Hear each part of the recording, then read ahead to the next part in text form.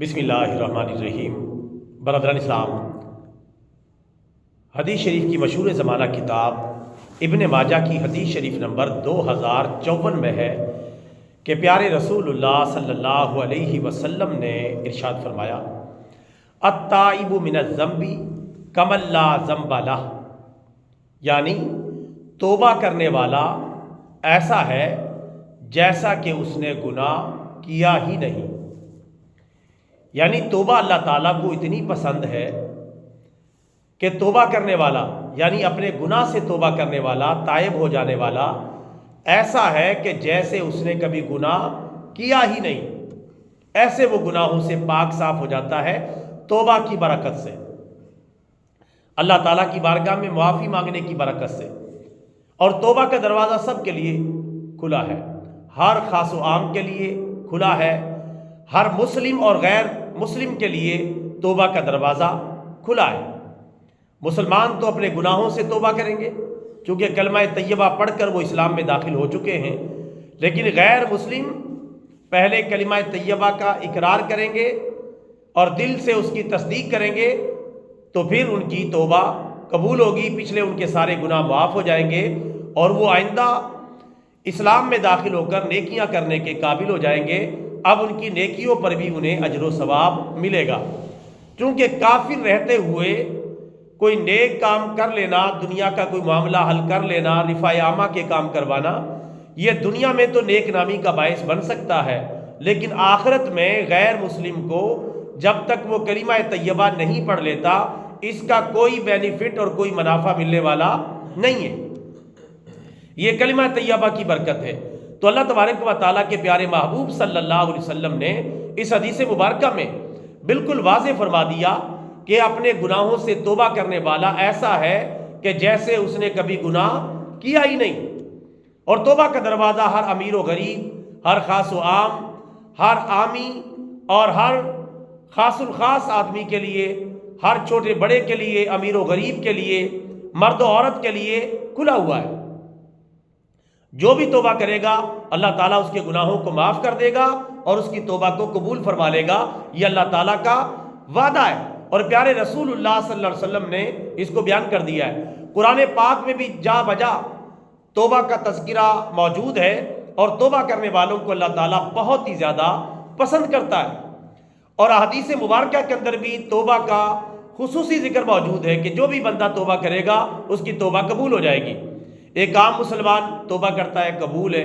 ایک گنہگار مسلمان توبہ کرتا ہے قبول ہے، ایک نیک مسلمان سے کوئی گناہ ہو جاتا ہے توبہ کرتا ہے قبول ہے، امیر و غریب سے توبہ قبول ہے، عام مسلمانوں سے، عوام المسلمین سے کوئی بھی گناہ ہو جاتا ہے چاہے وہ گناہ کتنا ہی بڑا کیوں نہ ہو، توبہ کرے گا تو توبہ قبول ہے۔ اسی طرح حکمرانوں سے جتنے بھی بڑے گناہ ہو جائیں اگر وہ توبہ کر لیں تو ان کی توبہ بھی قبول ہے۔ عام بندے کی توبہ اس کی سطح کی ہوگی اور جو حکمران ہیں ان کی توبہ ان کی سطح کی ہوگی۔ صرف توبہ کرنے سے توبہ نہیں ہوتی، چاہے کوئی بھی توبہ کرے، توبہ کا مطلب ہے کہ سچے دل سے توبہ کرے، گناہ چھوڑنے کی نیت سے توبہ کرے اور آئندہ گناہ کرنے کا جو ارادہ بھی نہ کرے، عزم بالجزم کرے کہ میں گناہ نہیں کروں گا، اب توبہ قبول ہوگی۔ مثلا حکمرانوں کی عام طور پہ جو پرسنل گناہ ہے ان کی توبہ تو الگ سے ہے، لیکن جو اجتماعی طور پہ گناہ کرتے ہیں کہ اسلام کو نافذ نہیں کرتے، قرآن و سنت کی تعلیمات کو اپنا سپریم لا نہیں بناتے اور ہمارے جج اس کے مطابق فیصلہ نہیں کرتے، یہ سب کے سب مجرم ہیں،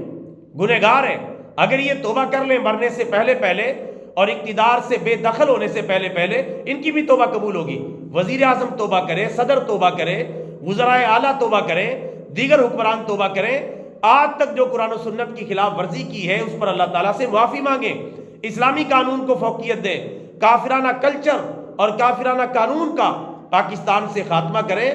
اور پھر توبہ کریں، انشاءاللہ ان کی توبہ بھی قبول ہوگی۔ ورنہ اپنے اپنے ٹائم پر آئیں گے اور چلے جائیں گے اور اللہ کی بارگاہ میں حاضر ہوتے رہیں گے، اپنے ایک ایک عمل کا حساب کتاب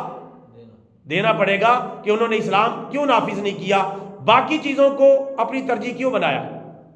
اسلام سے بڑی کوئی ترجیح نہیں ہے، معیشت بعد میں ہے، حکومت بعد میں ہے، اقتدار بعد میں ہے، سیاست بعد میں ہے، دیگر جتنے بھی معاملات ہیں سب بعد میں ہیں، سب سے پہلے نفاذ اسلام ہے۔ سب سے پہلے آئین اسلام کو نافذ کرنا ہر بڑے کام سے بڑا کام ہے۔ حکمرانوں کی سب سے بڑی ذمہ داری ہے کہ اقتدار ملتے ہی اسلامی قانون کے نفاذ کا اعلان کریں، لیکن حکمران ایسا نہیں کرتے، بلکہ وہ اپنی ان کی ترجیحات ہوتی ہیں ان میں لگے رہتے ہیں۔ تو جب تک وہ اسلام کے ساتھ مخلص نہیں ہوتے، سچے دل سے توبہ تائب ہو کر اسلام کو نافذ کرنے کا اعلان نہیں کرتے، اس وقت تک وہ خالی توبہ توبہ کرتے رہیں۔ کوئی توبہ اس طرح نہیں ہوتی، اس طرح عام بندہ توبہ توبہ کرتا رہے لیکن گناہ نہیں چھوڑتا تو توبہ نہیں ہوتی۔ اسی طرح بڑے سے بڑا حکمران جس کی ذمہ داری بنتی ہے نفاذ اسلام، وہ نفاذ اسلام نہیں کرتا، ویسے توبہ توبہ کرتا پھرتا ہے، اس کی کوئی توبہ نہیں ہے۔ اور یہ بات یاد رکھیں آخر میں کہ جو پرسنل گناہ ہوتا ہے اس کی توبہ بھی پرسنل ہوتی ہے، اور جو سر عام گناہ ہوتا ہے اس کی توبہ بھی سر عام ہوتی ہے۔ حکمرانوں کو بھی چاہیے کہ اجتماعی توبہ کریں کہ یا اللہ ہمیں بار بار اقتدار ملا لیکن ہم نے اسلام کو نافذ نہیں کیا، اب تیری بارگاہ میں برسر عام مسلمانوں کے سامنے ٹی وی چینلوں پر بیٹھ کر توبہ کریں، اللہ تعالیٰ سے معافی مانگے کہ اب ہم توبہ کرتے ہیں اور قرآن و سنت کے نظام کو اپنے ملک میں لانے کی اپنی پوری سی کوشش کرتے ہیں، تب توبہ قبول ہوگی۔ تو اجتماعی گناہ کی توبہ بھی اجتماعی ہے اور پرسنل گناہ کی توبہ بھی پرسنل ہے۔ اللہ تعالیٰ ہمیں توبہ و تائب ہونے کی توفیق عطا فرمائے اور صحیح بات پر عمل کرنے کی توفیق عطا فرمائے اور اپنی اپنی ذمہ داریاں پہچاننے کی ہمت عطا فرمائے۔ آمین۔ وما علینا الا البلاغ المبین۔